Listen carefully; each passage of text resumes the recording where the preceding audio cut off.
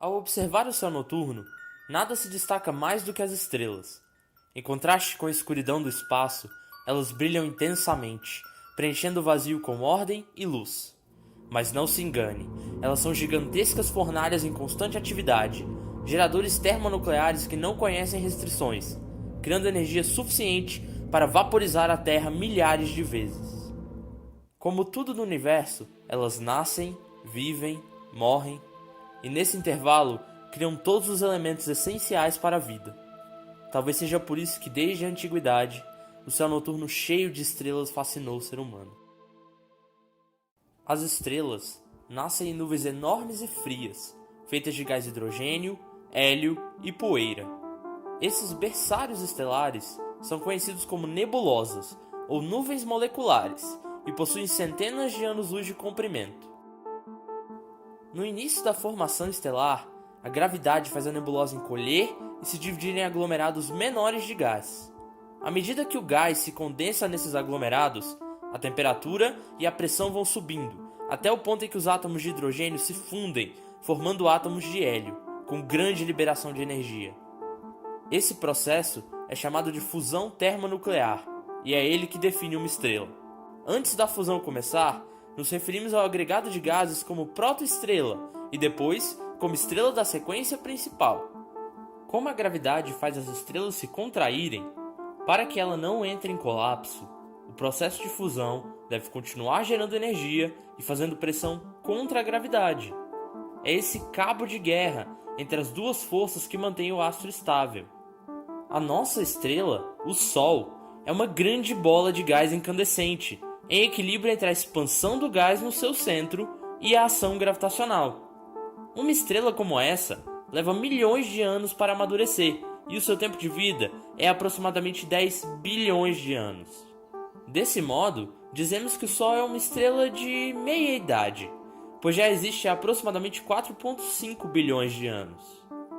No início da vida, a maioria das estrelas apresentam um disco de gás e poeira ao seu redor. Isso acontece porque quando a nebulosa começa a se contrair e girar para formar a estrela, ela se achata em um plano. Com o passar do tempo, o material desse disco é expelido, mas a partir dele, planetas podem se formar nos arredores da estrela. Olha que fascinante! Na região onde hoje existe o Sistema Solar, havia anteriormente uma nebulosa gigante, que ao colapsar deu origem ao Sol e posteriormente ao conjunto de planetas que o acompanham. Dizemos que uma estrela está morrendo quando o hidrogênio que alimenta as reações nucleares no seu interior começa a se esgotar. Sem o fogo nuclear para sustentá-la, seu gás começa a esfriar e a pressão vai caindo. O resultado é que o interior não vai mais aguentar o peso das camadas externas e o colapso final começará. Nesse estágio, a contração da estrela é tão poderosa que os átomos de hélio formados ao longo de bilhões de anos no núcleo são espremidos até o ponto em que se fundem, originando elementos mais pesados como o carbono e o oxigênio. Em resposta, a superfície volta a se expandir e o astro começa a inchar, chegando a ter mais de 100 vezes o seu tamanho original. É a partir desse momento que passamos a nos referir a esse corpo como uma estrela gigante vermelha.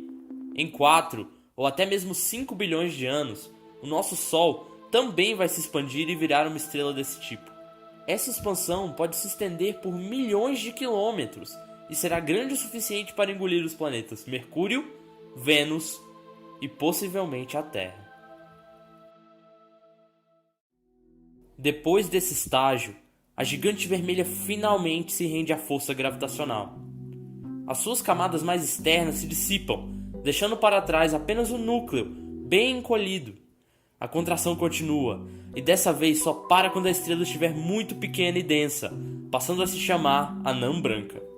Ao longo de bilhões de anos, o que restou do astro gradualmente esfria e o seu brilho diminui, até que ele se torna praticamente invisível. O que é ainda mais interessante é que quando estrelas 8 vezes mais pesadas que o nosso Sol esgotam seu combustível nuclear, elas explodem na forma de supernovas enormes. Algumas originam até buracos negros, de tão maciças. Então, o que nós aprendemos? A evolução estelar revela que nada dura para sempre. Até as estrelas morrem. Apenas o caminho do conhecimento e da ciência permitirá que a raça humana sobreviva à morte inevitável do Sol e à maior parte das demais catástrofes.